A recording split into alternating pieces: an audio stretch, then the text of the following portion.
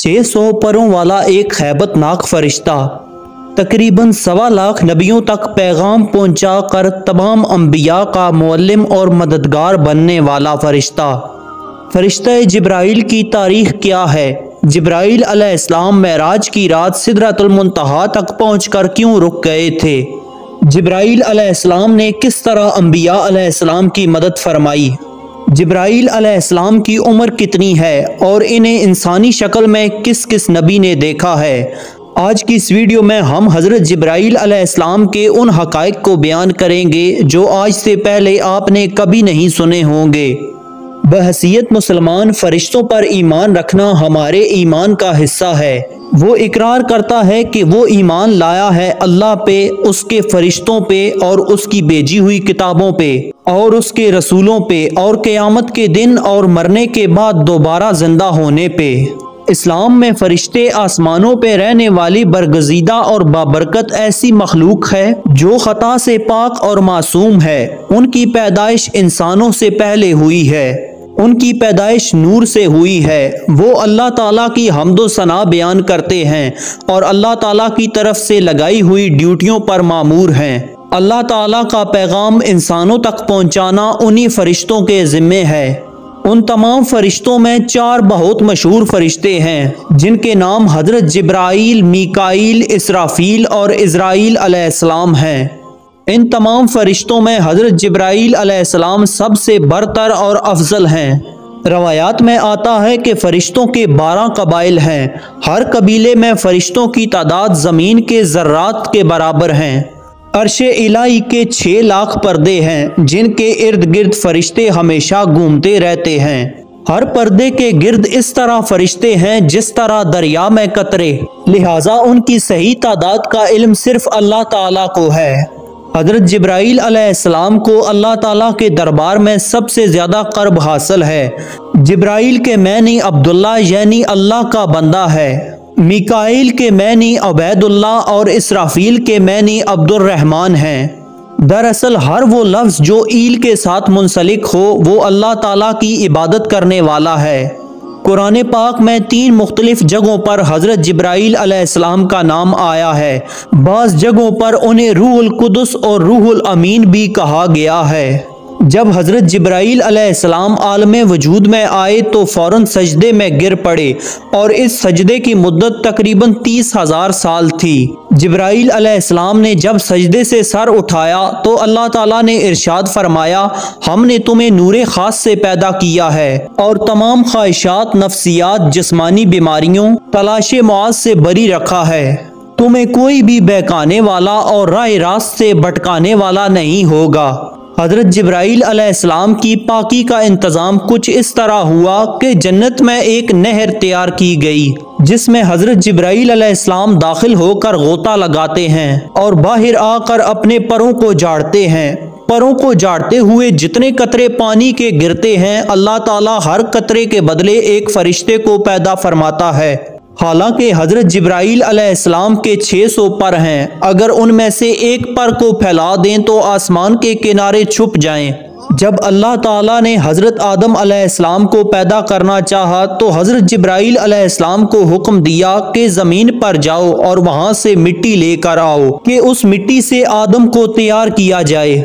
लिहाजा जब हज़रत आदम अलैहिस्सलाम की तख्लीक हो गई तो अल्लाह ताला ने फरिश्तों को हज़रत आदम अलैहिस्सलाम के आगे सजदा करने का हुक्म दिया। उस वक्त तमाम फरिश्तों में सबसे पहले सजदा करने वाले हज़रत जिब्राइल अलैहिस्सलाम थे। उनके बाद हज़रत मीकाईल अलैहिस्सलाम, फिर इसराफील अलैहिस्सलाम और उसके बाद हज़रत इज़राइल अलैहिस्सलाम थे। लिहाजा सबसे पहले सजदा करने की वजह से हज़रत जिब्राइल अलैहिस्सलाम को सबसे आला मुकाम हासिल हुआ। हज़रत जिब्राइल अलैहिस्सलाम को पैगंबरों पर वही नाजिल करने और आजमाइश के वक्त उनकी मदद करने के काम पर मामूर किया गया था। हज़रत जिब्राइल आदम अलैहिस्सलाम के पास 12 मरतबा आए, हज़रत इदरीस अलैहिस्सलाम के पास 4 मरतबा, हज़रत नूह अलैहिस्सलाम के पास 50 मरतबा, हज़रत इब्राहीम अलैहिस्सलाम के पास 42 मरतबा, हज़रत मूसा अलैहिस्सलाम के पास 400 मरतबा, हज़रत ईसा अलैहिस्सलाम के पास 10 मरतबा आए, जबकि आप सल्लल्लाहु अलैहि वसल्लम की बारगाह में 24,000 मरतबा हाज़री दी। तमाम अंबिया अलैहिस्सलाम की सीरत में हज़रत जिब्राईल अलैहिस्सलाम का एक अहम किरदार रहा। जब तूफ़ान नूह से पहले हज़रत नूह अलैहिस्सलाम ने कश्ती बनाने का इरादा किया तो हज़रत जिब्राईल अलैहिस्सलाम ने उनको कश्ती बनाने का तरीका सिखाया। जब नमरूद ने हज़रत इब्राहीम अलैहिस्सलाम को आग में डाला तो हज़रत जिब्राईल अलैहिस्सलाम अल्लाह ताला के हुक्म से तशरीफ़ लाए और आग को गुलजार बना दिया। जब हज़रत यूसुफ अलैहिस्सलाम के भाइयों ने आपको कुएं में डाल दिया तो हज़रत जिब्राईल अलैहिस्सलाम फ़ौरन तशरीफ़ लाए और हज़रत यूसुफ अलैहिस्सलाम को अपने परों में थाम लिया। इसके बाद हज़रत यूसुफ अलैहिस्सलाम को कुएं में हौसला भी दिया। जब हज़रत जिब्राईल अलैहिस्सलाम हज़रत लूत अलैहिस्सलाम के पास मेहमान बनकर ठहरे तो कौम लूत ने उनके घर का घेराव कर लिया। हज़रत जिब्राईल अलैहिस्सलाम ने उन सब के मुंह पर अपना पर मारा तो वो सब लोग अंधे हो गए। उसके बाद कौम लूत के इलाके को अपने पर उठा लिया जो कि 5 शहरों पर मुश्तमिल था और उन्हें ज़मीन पर पटक दिया। जब हज़रत ज़करिया अलैहिस्सलाम ने अल्लाह ताला से औलाद की दुआ मांगी तो हज़रत जिब्राईल अलैहिस्सलाम एक नौजवान की शक्ल में आपके सामने आए और आपको एक नेक और साले औलाद की खुशखबरी दी। इसी तरह हज़रत ईसा अलैहिस्सलाम की पैदाइश भी हज़रत जिब्राईल अलैहिस्सलाम के कलमा कुन से हुई। मुख्तसर ये कि पैगम्बरों के वाक़यात में हज़रत जिब्राईल अलैहिस्सलाम का ऐसा किरदार है गोया आपने दुनिया की तारीख को बदल डाला। तमाम नबियों के पास हज़रत जिब्राईल अलैहिस्सलाम इंसानी शक्ल में आते थे, लेकिन आखिरी नबी हज़रत मोहम्मद सल्लल्लाहु अलैहि वसल्लम ने जिब्राईल अलैहिस्सलाम को उनकी असली शक्ल व सूरत में देखा है।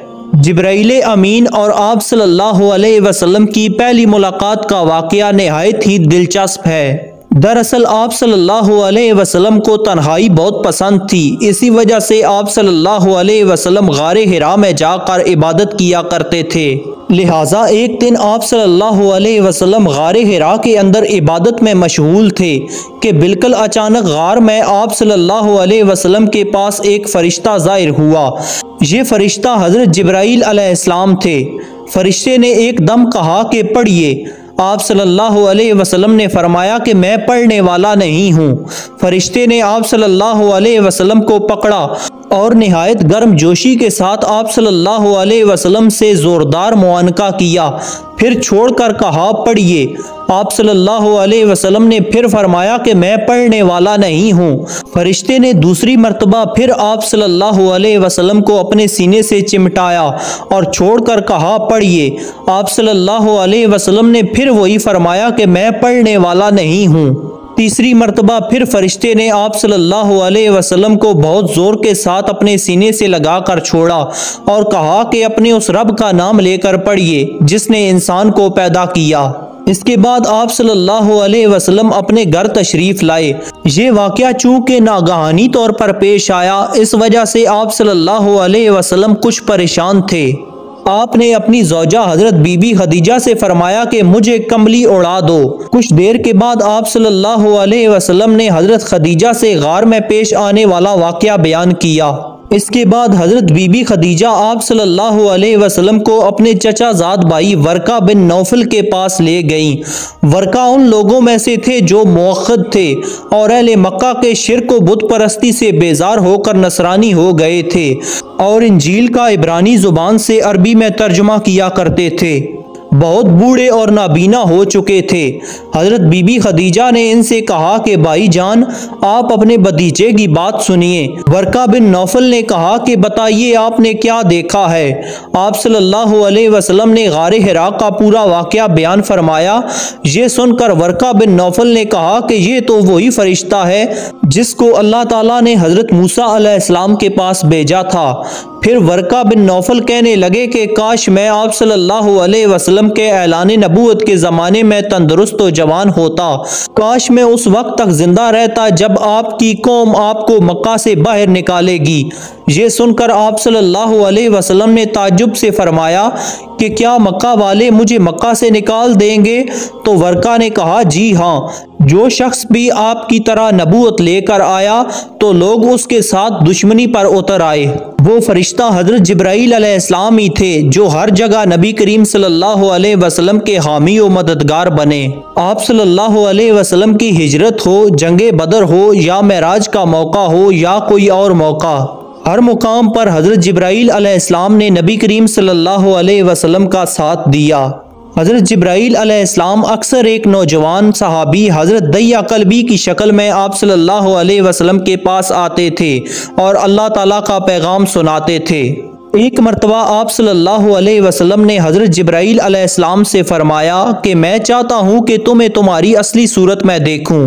तो हज़रत जिब्राईल अलैहिस्सलाम ने अपने 600 परों में से एक पर को फैला दिया, जिससे आसमान का उफ़क़ भर गया, यहाँ तक कि आसमान की कोई भी चीज़ नज़र ना आती थी। रवायत में आता है कि एक मरतबा आप सल्लल्लाहु अलैहि वसल्लम ने हज़रत जिब्राईल अलैहिस्सलाम से दरियाफ़्त फरमाया, ऐ जिब्राईल ज़रा ये तो बताओ कि तुम्हारी उम्र कितनी है। हज़रत जिब्राईल अलैहिस्सलाम ने अर्ज़ की, या रसूल अल्लाह, मुझे अपनी उम्र का सही अंदाज़ा तो नहीं है, लेकिन इतना याद है कि सारी कायनात के पैदा होने से पहले अल्लाह ताला के हिजाबाते अज़मत में से चौथे पर्दे में एक सितारा चमका करता था और वो सितारा 70,000 साल के बाद एक मरतबा चमकता था और मैंने अपनी ज़िंदगी में वो सितारा 72,000 मरतबा देखा है।